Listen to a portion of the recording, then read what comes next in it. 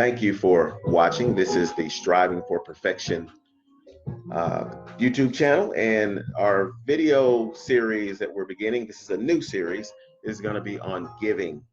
And I appreciate you coming on and taking a look. Click that little eye up there, click that icon, and go and check out my man Terrence Robinson. This is Agape Records. That's his music. I thank him for allowing me to use it. So let's get right into today's video. But first,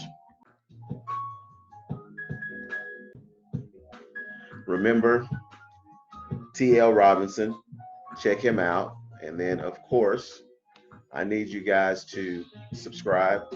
I need you to comment. I need you to tell others about the channel. And then most of all, tell me what you would like to cover. So it was requested that we would cover what's in our next video, and I'm going to jump right into it. It is a very controversial subject in our churches today. That is the subject of giving, and we are going to cover tithing first of all, and we're going to split this up into three things: before, during, and after the law. And then we're going to do seed sowing. I was specifically asked about that one in the prosperity gospel, so we'll talk about what they teach and how that works. And then free grace giving, which is what I teach my church, which I believe that the Bible really tells us what we need to do. But today it's going to be tithing before the law. And this is probably going to be extremely interesting to you if you've ever had any questions about tithing. If you haven't, you're going to be extremely surprised. In fact, both camps are extremely surprised. And let me just give you a little bit of a backdrop before I do this. I wrote my master's thesis on tithing. And when I wrote it, I thought I was just writing something to, get my grade, graduate, get my my master's in biblical studies, and I would be off and on my way. And it was this particular paper that I wrote that actually kind of changed my view of a lot of things once I wrote this paper. By the way, I did get an A on the paper. I got an A+ for content, and I got an A- for my grammar. So my grammar wasn't perfect, but my content was right on point. All right, so where do we begin? If you're like me, I grew up in the traditional church, and I was taught some traditions versus tithing. So the question that we have is, first of all, does tradition have authority over the Bible? And that's a rhetorical question. Of course it doesn't, and it shouldn't. And if you go with tradition over the Bible, then you can click this off right now, because you're going to be really messed up. Secondly, where did tithing come from? Did it come from God, or did it come from man? When we examine tithing before the law, we're going to get that answer. And that's what we're going to do today. Tithing during the law, there is a biblical purpose, a reason that God had Israel tithing. We're going to actually get into that today and then study it in the next video. And then there's tithing after the law. And that will be what we will do later on, and the actual biblical instructions that we have for tithing after the law. And it's kind of hilarious when you come to that. And we're also going to do an examination of Malachi 3, 8, and 10. And we're going to do that when we do tithing after the law, even though Malachi is during the law, because that is what is used on church members a lot today. So that'll be in that third video. So let's first of all talk about the traditions of teaching of tithing. So the traditional teaching of tithing goes like this. First of all, the tithe is the Lord's. And if you haven't heard that, you haven't been to church.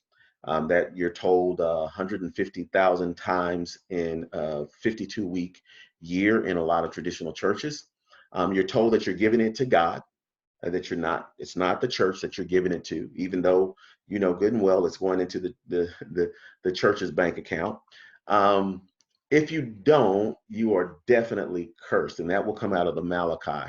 We'll take a look at that. If you do, then God will bless you with more than you can receive. That actually comes out of Malachi as well. If you don't, you're robbing God, and that comes out of Malachi as well. So today we're just going to look at tithing before the law, and we're going to look at this guy. And this is of course, we don't know what he looked like, but this is Abram, or Abraham, as he's well known. And so he is the one individual in the Bible before the law that is recorded as having paid some kind of a tithe. Now, there are many that would go with his grandson, Jacob, and say that Jacob also paid the tithe, but there is actually no recording of him ever paying a tithe. What is recording is the fact that he did a vow. So, and so let's do this in order. We'll go with Abram first, and then we'll look at Jacob. Isaac, there's no recording of him talking about tithing, paying a tithing, or doing anything like that. All right, so going with Abram and the tithe before the law. I want to give you a couple of definitions because one of the things when I wrote my paper, one of the things that I wanted to argue in the paper was through my research and studying some of the background behind Abram and where he came from. I found some things out, and instead of me just telling you what I found out, I wanted to give you some other sources for these perspectives other than me. So Encyclopedia of Religion says this: in the ancient Near East lies the origins of a sacred offering or payment of a tenth. I want you to notice what the Encyclopedia of Religion says here, that the origins of this sacred offering or payment of a tenth came from the region of the Near East, part of stated goods and property to deity. So they would give to their gods this tenth, often given to the king or to the royal temple. It also went to the king or to the royal temple, which would be the government. The tenth was usually approximate, not exact. The practice is known from Mesopotamia, and I've got that in red for a reason, Syria, Palestine, Greece, and as far west as the Phoenician city of Carthage. Then in the Westminster Dictionary of the Bible, a very well-respected biblical dictionary, right up there with Smith's and everybody else, and Nelson's, is a tenth part of one's income consecrated to God. That's what a tithe is. The separation of a certain portion or the products of one's industry, we see that in the law, are of the spoils of war as attributed to their gods, was practiced by various nations of antiquity. Nations of antiquity would include Mesopotamia, Syria, Palestine, Greece, the Phoenician city of Carthage that you see up in the other definition. So that's what they're referring to. Then they give some examples. The Lydians offered the tithe of their booty. That would be their spoils of war. The Phoenicians and the Carthaginians sent a tithe annually to Tyre and Hercules. So just showing you that tithing was a common practice in the ancient Near East. And I really wanted to concentrate on Mesopotamia because of this verse. This is in Genesis chapter 11, coming from the New American Standard Bible, verse 27. Now these are the records of the generations of Terah. Terah became the father of Abram. There's Abram that we're looking for. Nahor and Haran. These are his brothers. Haran is the baby brother. And Haran became the father of Lot. Haran died in the presence of his father Terah in the land of his birth in Ur of the Chaldeans. The key here that I want you to see is this reference to Ur of the Chaldeans. This is where they lived. This is where Abram, Nahor, and poor Haran before his death, this is where they were being raised by their father Terah. Now, Ur of the Chaldeans, what we have here is a part of ancient Mesopotamia. And if this is ancient Mesopotamia, we start to understand that Abram was raised in a culture where tithing was something that was commonly done. All right. So he had this upbringing in his culture before, I'm going to say this, before Genesis 12, where God comes to him and gives him the promise and tells him he's going to take him to a land that he wants to show him. Before all of that, Abram was being raised in this culture. All right, so we've got that from our two definitions. We understand that where Abram was raised, that was Mesopotamia, and they had the culture of actually tithing. So as we look at the second of our two definitions, I want to bring to light the first instance of tithing that we have in the Bible, which is by Abraham or Abram. Genesis chapter 14, verse 17. Then after his return from the defeat of the Chaldorlaomers and the kings who were with him, the king of Sodom went out to meet him at the valley of Shave. Now, or Shave, that is the king's valley. And so this whole thing, let me give you the background so that you see, I'm not trying to take this out of context in any way, shape, or form. Abram took his youngest brother's son, Lot, And when you understand that his youngest brother had died, Lot probably gravitated to Abram.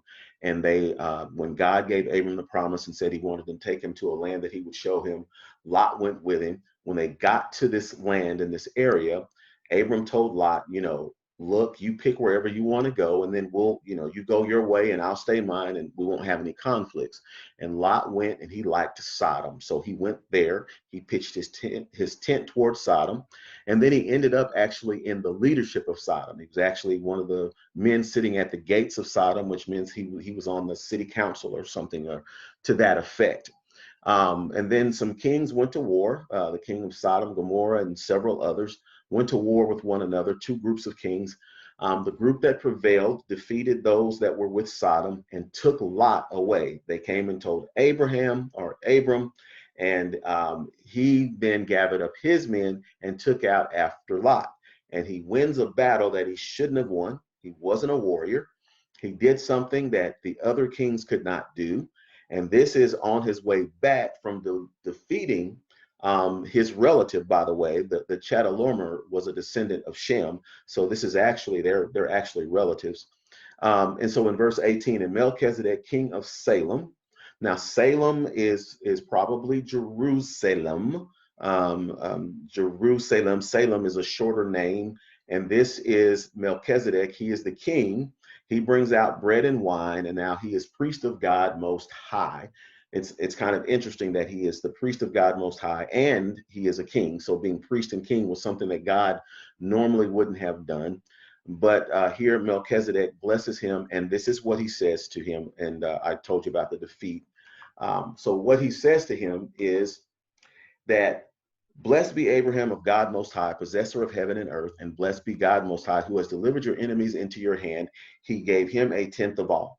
So here it is, for the first time, anyone that is recorded in the Bible actually tithes. Now, we understand from our dictionary that we have here, from the Westminster Dictionary, that one of the reasons that people would tithe would be because they had gone out and defeated someone, and the spoils of war they would give as a tribute to their gods, because they believed that their gods had actually delivered their enemies into their hands. This was practiced by various nations. This was normal. This was not abnormal. This was what was done. So, to try to intimate that somehow another God somehow spiritually put it into Abraham or Abram that he was supposed to be tithing or something like that, is to read into the Bible something that isn't there. And it kind of ticks me off a little bit, because some of the best Bible scholars in the world read that into the Bible. They will literally say that, see, in obedience to God, this was not in obedience to God. There's nothing in the Bible that says that he was doing this by obeying God. Nothing at all says that in any way, shape, or form. When we look at his background, we understand it was a part of his DNA, if you would say, in his background. All right, let's put this into context. What we have based on these verses is that after he defeated these kings and he was coming back through the valley of Sheveh, that is the king's valley, that he met Melchizedek, who we believe most of us will look at him as a pre-incarnate Christ, a theophany. Some believe he was not that, and they have some valid reasons for saying that he wasn't, but that's not the point. But here we have this whole concept of him stopping off, and then we see bread and wine is brought out, and some people try to say that that is, a precursor to the bread and wine that Jesus would do, because this is Melchizedek, so forth and so on. Again, when you look at this from the perspective of the culture of the Near East, bread and wine would have been refreshment for someone coming back from battle. It would have been something that would have been the right thing to do and the right thing to bring out. But he is functioning as priest of God Most High. And that's important. Remember, he is a priest.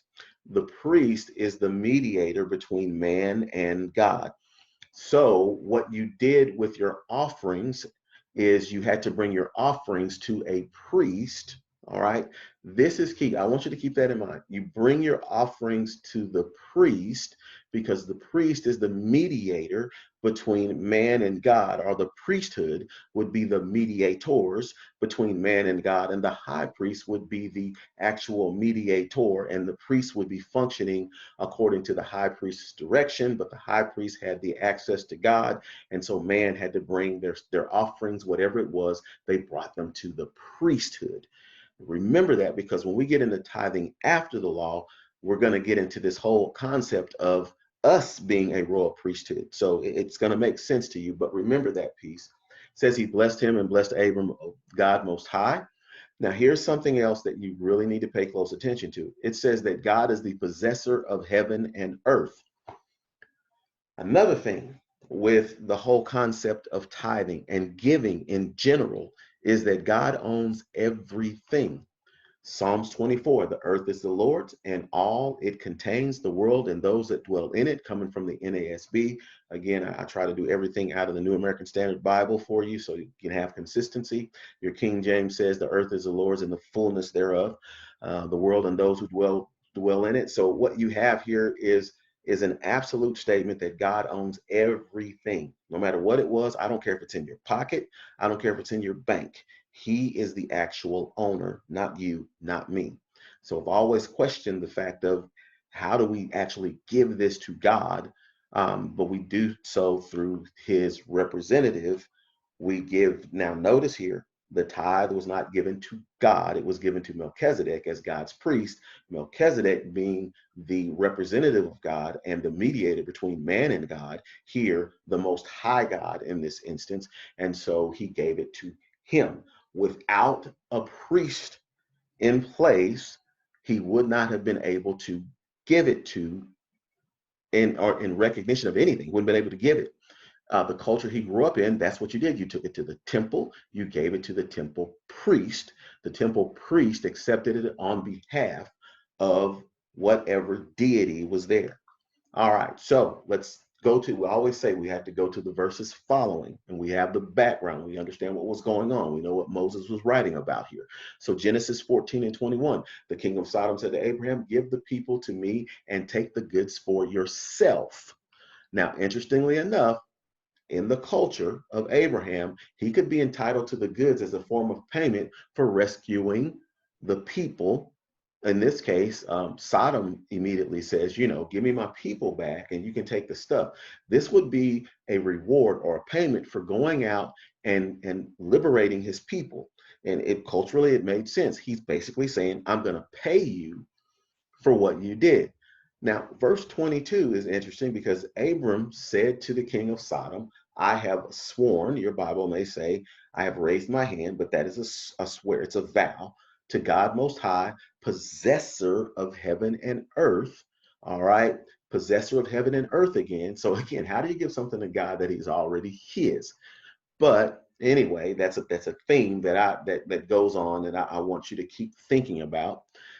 He says, I have sworn to the Lord God Most High, possessor of heaven and earth, that I will not take a thread or a sandal thong or anything that is yours, for fear that you would say, I have made Abram rich. Now, I want you to get that. He says, I will take nothing in verse 24, except what the young men have eaten and the share of the men who went with me, Anar, Eshcol, and Mamre, let them take their share. In other words, I'm only going to take what would be owed to them because I'm paying them for assisting me in my quest on what I was doing. Now, he's not going to give it to them because they won and he's saying that they're the reason he won. He's saying, I basically hired them to do this. I'm paying them for doing this. What you want to do with me is pay me for what I did for you. But that's not the case because he says, I made this vow. And notice that he says, I will not take anything that is yours. So if I went and I made a vow to, I made this vow to the Lord, I wasn't going to take anything that belonged to you. So when I went to go get this, I didn't go and fight this battle in order to get the spoils of war. That wasn't my intention. I didn't fight this battle to go and claim land. I didn't fight this battle to defeat my enemies to say that I had defeated them and take what they had. What I've done, I wanted to go get my nephew Lot. That's what I needed to do. And in order to do that, I had to defeat my enemies. I got Lot. I got what I went after. I don't want what's yours. I made a vow. You're not going to say that you made me rich. What's so important about him saying that you made me rich? Isn't there value in the spoils? Yeah, you would agree that statement is correct, but there is more value in claiming that God is the one that makes Abram rich instead of him going back and saying, and having the king of Sodom of all people to say, I'm the one that made Abram rich. After all, everything, all the possessions belong to God. It's God that does it. But what Abram is basically saying here is, my vow is I don't want to give you an opportunity to make this claim at all because of my worship. Worship means to show that someone or something is worth, to show what someone or something is worth to you. What is God worth to him? Well, he's worth more than the spoils of war. He's definitely worth more than that. But what he's saying here is, it's worth more to me that you take back what you have, so you can't say that you did something that only God does for me. And I'm, that's a part of my worship. And worship is the key here, because this really has everything to do with worship. Go back at look in verse 20. All right. And verse 20 said, and blessed be God most high, who has delivered your enemies into your hand. This is the reason for the tithe. When you look back at the culture, when you understand how Abram grew up, he had gone out to get Lot. In order to get Lot, he had to defeat his enemies who had Lot. And so by defeating the enemies, what he's saying is, it was the God of heaven who actually delivered his enemies into his hand. And if you understand the background of this story, he went out with about 300 men. There's no way in the world, and his men were not warriors. They should not have been able to defeat this enemy. There was no way they would have done this unless God had done it. So the recognition here is, what he went to do was get Lot, and Lot he got. That's all he wanted. And the enemies were delivered into his hand. So it was customary to give a tenth from his Mesopotamian background. Normally he would take it to a temple or to the priest in the temple in recognition of the deity that he believed delivered them into his hand. He believed in God, so this is why he took and did what he did. This is an act of worship. This has to do with his heart. All right. It has nothing to do with anything that God dictated, or him being obedient to the law. There was no law. Or him being obedient to some statute that God had put out there. There was no statute. Him being obedient to anything other than his culture said, if you actually believe this God has done this for you, then you would do this for him, or that God. All right. Here's our conclusion as we deal with Abram. Abram gave a tenth of the spoils of war to Melchizedek. That's what he did. A tenth of the spoils of war. If Abram gave another tenth someplace else for anything else, it's not recorded. Only this is recorded. He did this because of his Mesopotamian culture and upbringing. That's the only conclusion you can come to. To do otherwise would be to be reading into the Bible. Now, someone will say, well, I didn't see that in the Bible, so you must have read into it wrong. If you study the background will help you to understand why something is written the way that it's written. So I challenge you to study the background of Abram and tell me where he's from. Tell me about that culture, and you will find that that is part of the culture. Tithing was a common practice, and the point is not to tithe. That's the key to this too. Most people will look at this and say, hey, here, I'm coming back here to show you the tithe. No, what you're showing is the heart of Abram, because in his heart, he was extremely appreciative of what God had done for him. So then he gave him the tithe. Now, I'm going to tell you this up front, because when we get to grace giving, one of the things that we're going to understand, and that you need to understand, and we're going to see this in the law as well, you never give to God in order to get anything. You give because you've been blessed with something God has done for you. See, giving is done in recognition of what God has done. It's done with a heart that recognizes who God is, what God does, what God has done. That is what giving is for. All right. So there is no spiritual mandate that the tithe is the way to show God appreciation here. It's not. It was the tool that was used in the culture of Abram. It is not that God wants your tithe. That is not the case. You at least can't go here and say that. All right. That is not the case at all. The tithe was Abram's way of showing God his appreciation. That's all. That was the tool that he used to show God his appreciation. All right. What about Jacob. So Jacob, didn't he tithe too? And that's always come up. No, there is no record of Jacob ever tithing. So this is the record. Genesis 28 and 20 through 22 is where we see this whole concept of Jacob tithe. All right, it says, then Jacob made a vow. Y'all see that? It says he made a vow. So the first thing we're going to do is we're going to do observation. What does it say? It says he made a vow. Before we start interpreting, let's understand what it says. He made a vow. And what did he do? He said, if God will be with me and will keep me on this journey that I take and will give me food to eat and garments to wear, and I return to my father's house in safety, then the Lord will be my God.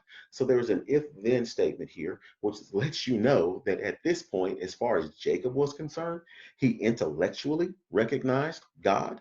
Intellectually, he recognized God, but relationally, placing his trust in him, he did not. In fact, he's saying, prove yourself. Prove yourself to me. Prove yourself. Keep me, make me safe, and you will be my God. Then in verse 22, this stone which I have set up as a pillar will be God's house. This is Bethel. That's what it means. And he says, and of all that you give me, I will surely give a tenth to you. So there it is right there. He makes a vow that if God will keep him all the way safe back to his father's house, then he says that he will give him a tenth. So what did God give him? That is the key. Well, in order to understand this, what did God give him? You got to do the thing, the real biblical interpretive process. And we're still in the observation process, but you got to do the thing. He said, if God will be with me and keep me on this journey that I take and will give me food to eat and garments to wear. Now, notice those words, will give me. He says, if, and then God will give me. But the key to this is the words keep. See, when he says, will God be with me and keep me has to do with the fact of getting him back to his father's house. Keep me has to do with the fact of him being safe. Along the way, for him to be safe, he's got to eat and he's got to have clothes to wear. So this is a part of the protection. It's not a part of what God is going to give him. And I know someone here is saying, well, no, that can't be the case, because you're not answering the question, what did God give him? Because that's what he's saying God's going to give him. Wrong. Not so. God tells him what he's going to give him, and God tells him what this promise is going to be. So, well, it's all in the dream. Say the dream, the dream. So if you have your Bible or whatever, you want to pause, you want to get your Bible to make sure I'm not making this up, you got to go to the previous verses. So let's talk about real quickly what's going on and what happened. If you know anything about Abraham, Isaac, and Jacob, you know that Isaac had twins with Rebekah.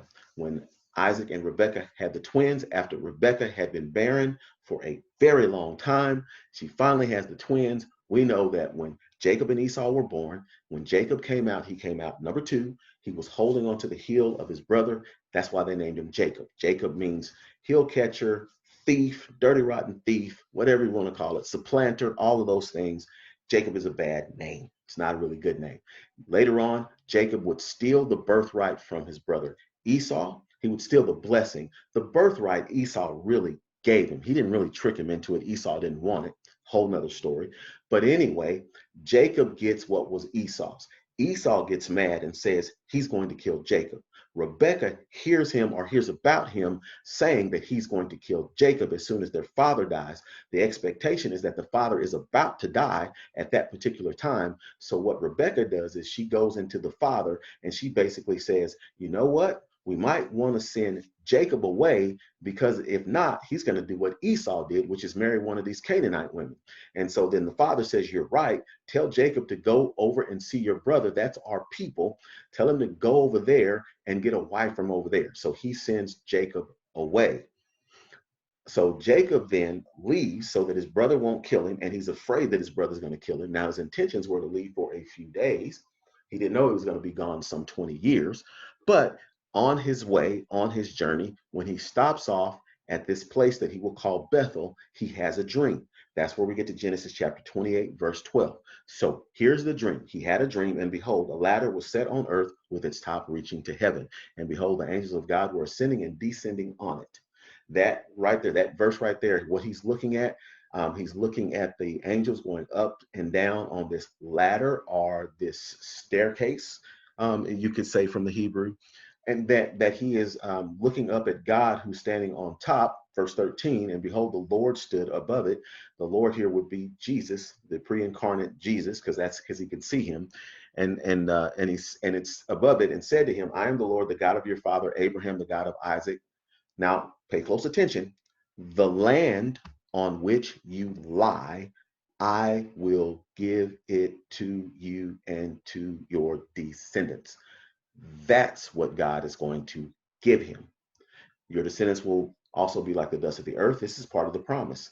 And you will spread out like you will spread out to the west and to the east and to the north and the south, and in you and in all your descendants shall all the families of the earth be blessed. That's the same promise he gave to Abraham, Isaac, and Jacob. Behold, I am with you and will keep you wherever you go and will bring you back to this land, for I will not leave you until I have done what I have promised to you. Now, it's the land. That's what he gave him. The land. The problem is he never possessed it. Poor Jacob never possessed the land. He never owned the land. It was never in his possession. The possession of the land would be done when the Israelites came out of Egypt and went into the promised land. Then they would possess it. But Jacob never possesses it, which is probably why Jacob never tithed from the land.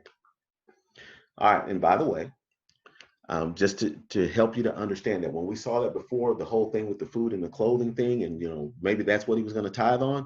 Behold, I am with you and will keep you wherever you go and will bring you back to this land, for I will not leave you until I have done what I have promised you. So what God says here is, I'm going to protect you. This is not something that he gives him that he can tithe from. The only thing in this whole paragraph that he's giving him that he could actually somehow tithe from him was simply the land. All right, just the land.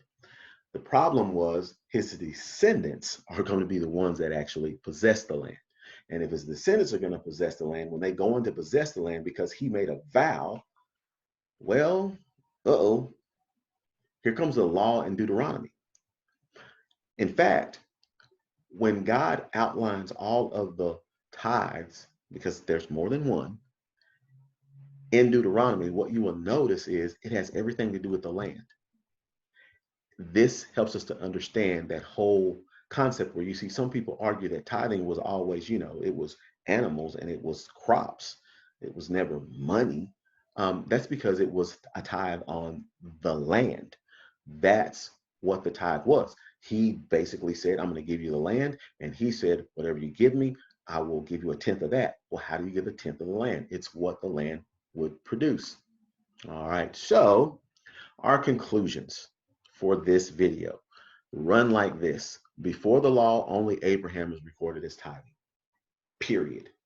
That's a fact. Secondly, not because he was instructed to by God, it was part of his Mesopotamian culture. I believe we've proven that also. It was his way of showing his appreciation to God. I think that is understandable. That's a part of his culture. The tithe itself was just a way of doing that. His heart was the key. All right. And giving is always about your heart. Anytime you give, that's what God is looking at. We'll show you that in our third video. Jacob is not recorded tithing, but vowed a tithe on the land. He never tithe, as far as we know, on anything. But what he did do, he recorded the tithing, all right, on the land. He never possessed the land, but his descendants will be the ones responsible for his vow. All right, I'm going to end the video there before we do the tithe during the law. That'll be the next video. Try to watch them in order. I hope you're doing that. And I hope you understand that when we go to tithing before the law, the tithe is not what's important. The only one that tithed in there, as we saw, again, was Abram. And when you look at Abram, understand what he was doing was he's doing something from his heart. God would be looking at his heart, not what he did, because God didn't instruct him to do anything. In fact, God's covenant with Abram didn't really tell Abram if you do this, then I'm going to do this. He never said that. When we get to Jacob, Jacob, the trickster, literally made a bargain with God, or God gave him a promise, and in his lack of trust, because God wasn't his God, he said, prove, okay, well, if you prove yourself by keeping your promise, then what I will do is you will be my God, and I will give you a tenth of whatever you give me. Why give him a tenth of whatever he gave him? Well, he is the grandson of Abram, the son of Isaac. Surely Abram taught Isaac, Isaac taught Jacob, or in fact, Abram was alive when Jacob was born, him and Esau. So perhaps Abraham taught his grandson, this is what you do for the God that you believe in. This is what we would do for our God. When he does ABC, we do this in our appreciation. We don't know exactly what these instructions were, what they could have been, how they worked, but what we do know is that the only person that tithed in the Old Testament was Abram. Not in the Old Testament, I'm sorry, before the law, period. End of story. And it's all about his heart. It's not about any obedience to God. It's not anything like that. There's no blessing or cursing associated with it. None of that stuff either. So that is the first one. Please come back for the others. Once again, subscribe. Take those cards out. Tell others about it. Tell me what else you want to know. Give me feedback on this one. Tell me what you don't like, what you do like. I would appreciate it. Thank you for watching Striving for Perfection.